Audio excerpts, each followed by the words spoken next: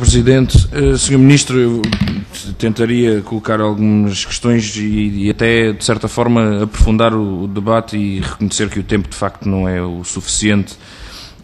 Mas antes disso queria ainda colocar o Sr. Ministro, se tem conhecimento, porque o grupo parlamentar do PCP foi contactado nesse sentido, de projetos aprovados, nomeadamente para a gestão patrimonial de instituições de ensino superior públicas, portanto, do património público que tem, muitas vezes de importância cultural e de relevância arquitetónica que tem sob a sua alçada, se tem conhecimento de projetos que tenham sido viabilizados em todos os aspectos, menos na componente nacional.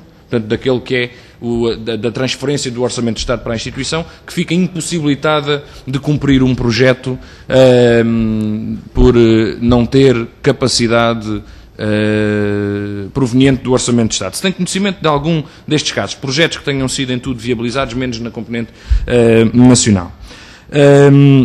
O Sr. Ministro fez aqui uma habilidade retórica.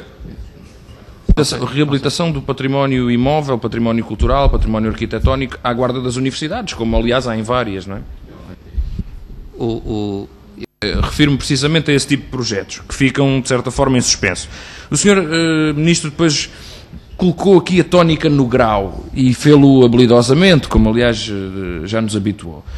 Aquilo que o grupo parlamentar do PCP aqui tenta colocar, e aliás outros grupos parlamentares têm-no feito também, não se prende exclusivamente com a questão do grau, e o Sr. Ministro sabe-o bem, prende-se com o desempenho das tarefas que estão a ser levadas a cabo por esses investigadores, com o conteúdo funcional que estão a desempenhar. Essa é que é a questão central, Sr. Ministro. Claro que o grau é uma condição,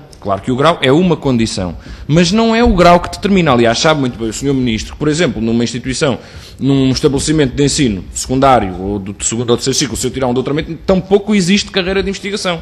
Tampouco existe. Tal como se eu trabalhar num conjunto de outros institutos públicos, nem sequer existe a carreira. Agora, o Sr. Ministro sabe tão bem quanto nós que existe um grupo de algumas dezenas de técnicos superiores que se doutoraram, mas que isso é apenas uma condição para o restante, que é desempenham objetivamente tarefas de investigador.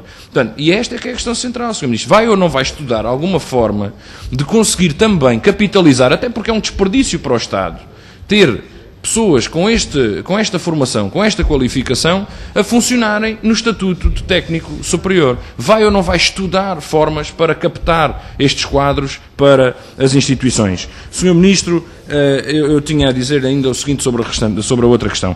Não querendo duvidar, não queria levantar a suspeita sobre os valores declarados. Obviamente que importa-nos saber como é que o Estado assegura a sua veracidade. Mas o Sr. Ministro diz-nos que são valores comuns. Sim, Sr. Ministro, serão valores comuns. Valores comuns serão. Não, eu digo a totalidade do investimento em ID no setor financeiro. Serão valores comuns, mas o que não é certamente comum, Sr. Ministro, é esta assimetria brutal entre a banca e, neste caso, a informática, que está em segundo lugar, e os restantes, nomeadamente todos os serviços produtivos. Toda a indústria que fica aqui, que está aqui, Sr. Ministro. Esta assimetria, duvido que seja, e digo-lhe já porque é que esta assimetria não pode ser genericamente considerada em todos os países. Já porquê, Sr. Ministro? O Sr. Ministro disse que é igual à Alemanha, é igual à Dinamarca, é igual aos Estados Unidos. Pois, Sr. Ministro, mas esse capital, esta assimetria não pode ser assim tão gritante nesses países. Já porquê, Sr. Ministro? Porque na Alemanha são submetidos, por exemplo, em 2007, 290 pedidos de patente por cada 1000 habitantes. E em Portugal, 11 pedidos de patente por cada 1000 habitantes. Nos Estados Unidos, Sr. Ministro, que também foi citado, 105 por cada 1000. E em Portugal, 11. Só estamos acima da Grécia nesta matéria, que tem 9,8 pedidos de patente por cada 1000 habitantes. Portanto, isto demonstra que há um desinvestimento brutal por parte dos setores privados, obviamente, na indústria e uma concentração deste capital de investimento na banca, e isso distorce muito substantivamente aquilo que é a imagem que este Governo tem vindo a criar de um Portugal desenvolvido. Sr. Ministro, sabe qual é a melhor posição que nós temos no ranking da competitividade global, Sr. Ministro? É lamentável, mas é verdade. É a 17ª e é no consumo de bens de alta tecnologia.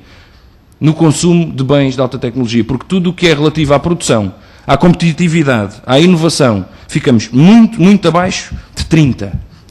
Só estamos acima de 30 no consumo de bens que são importados para o nosso país.